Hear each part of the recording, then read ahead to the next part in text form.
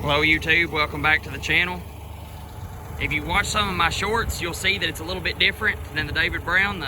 We put the 4000 on the last time I baled hay. I really liked using it. It had really good gearing, and for a gas tractor it wasn't really that bad on fuel. So we've got it back on the 311 New Holland. Got the bale counter set to 0. I've got the tension set to where I think it should be, but you never know unless you really get to going. As you seen in my last video, if you guys watched it, this is a crabgrass foxtail mix. It has some fescue and some Dallas grass in it too, but there was a lot of crabgrass that came up in it. Crabgrass is hard to cut as is, and I probably should have sharpened my blades on my disc mower, but I didn't. So if you guys see a couple missed spots, that's why. Dad on the little Ford and the New Holland rake, he's gonna get us some raked up.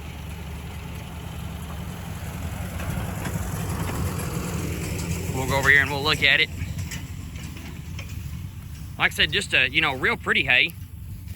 Nice and green, nice and dry. That's what I like to see. So we'll kind of watch him come back around the corner here. We're going to try to get our back and force done first and then kind of clean up on the corners last.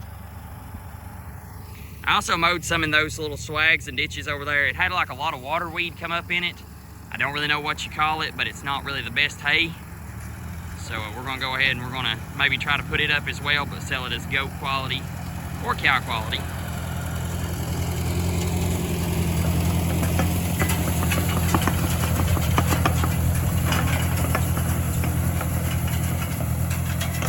Like I said, real pretty hay, nice and dry. I mowed it Tuesday night and it's Friday. Oh yeah, by the way, I hope everybody has an awesome Labor Day weekend this weekend. So while we're waiting on Dad to go ahead and get us some raked up, let me tell you the story behind this tractor. So one of my neighbors had it. The neighbor ended up passing away, and his mother asked, did I want to buy any of the equipment? And I ended up buying a tedder and my first hay rake off of her. She had this tractor, but she wasn't quite ready to sell it, and about a year ago, I guess it's been almost a year ago, she called me up and she said that some people of her family had been using it. It was kind of hung up in gear, and she asked did I want to fix it, and I said, well, to be honest with you, I'd really kind of like to buy it. So ended up, I come home and told Dad about it. Dad ended up wanting to buy it because I was thinking about buying it and kind of making a little money on it. So Dad ended up paying her for it, and it's just been a real good little tractor. I'm kind of glad he bought it, because if I bought it, I'd probably end up selling it. We've done a carburetor rebuild on it. Really, to be honest, that's about all we've done. We've kind of fixed the shifter fork up a little and put new transmission fluid in it, changed all the fluids.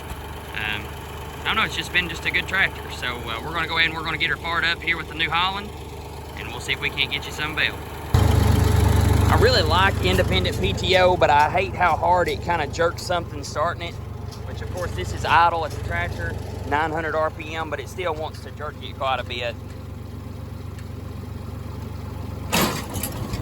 But I guess not as bad as it could be. Normally what I do, I let her run for maybe 25-30 seconds just to kind of get everything moving, then I take off baling.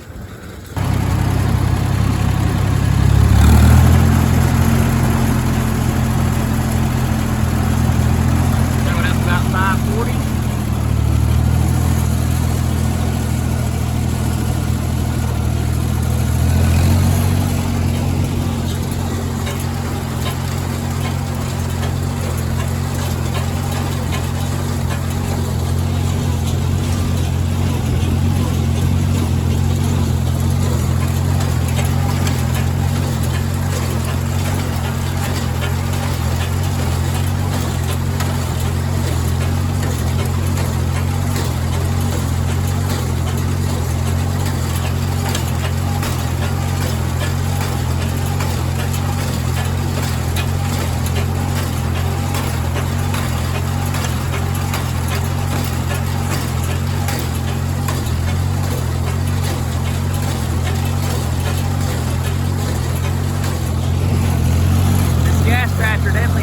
Different grunt to it.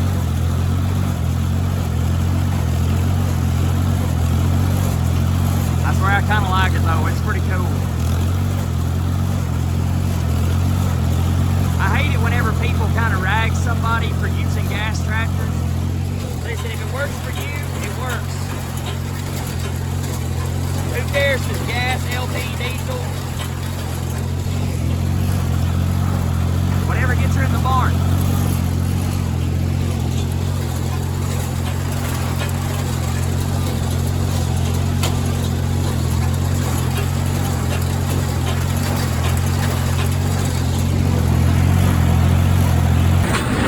check these babies out.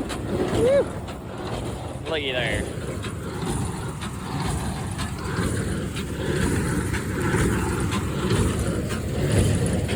Nice and tight. Actually, I think I'm going to take just a little off of it because they turn out just pretty heavy. So I'm going to back a turn off for each one of them. I guess maybe, yeah, let's do a full turn.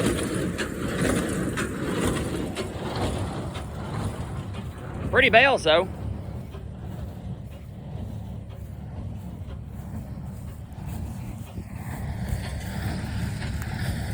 Yeah, pretty heavy. A little too heavy, really.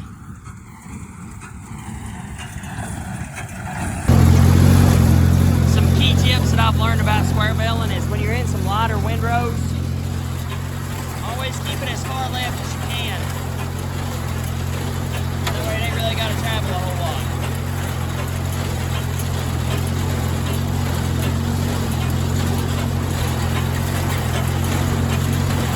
Always keep that mouth full on that baler. Not overfeed it, but always make sure it's got something to chew on.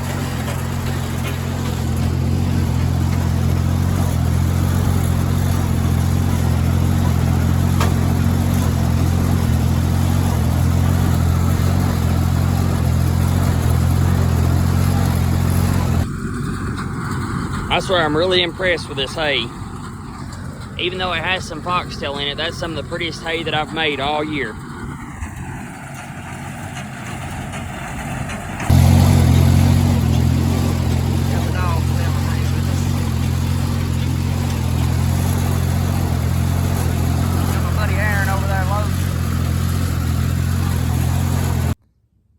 So I know that wasn't a lot of clips in the video. I know I had promised y'all some loading clips as well, but once you bale a lot of hay and once you're just worried about getting up in the barn, I know you don't really have time to just go ahead and just set up tripods and stuff and kind of get some videos loading it. You may have noticed what he was doing in some of the clips. He put our old truck in 4-low and kind of just walked beside it and would throw some on. If we're loading by myself or if me and Dad's loading, sometimes we do something like that just to kind of keep the truck moving. It works pretty good as long as it's in flat ground. You don't really want to put it on a hillside and throw it in 4-low and just let it go. But it kind of works for us now. Like I said in the other video, if you watched it, we are kind of working towards some other alternative option, whether it be wagons or whether it be a stack wagon or something like that. But I just thought I'd upload this video with the 4000 baling, something a little bit different. I hope you guys enjoyed it, and have a good evening.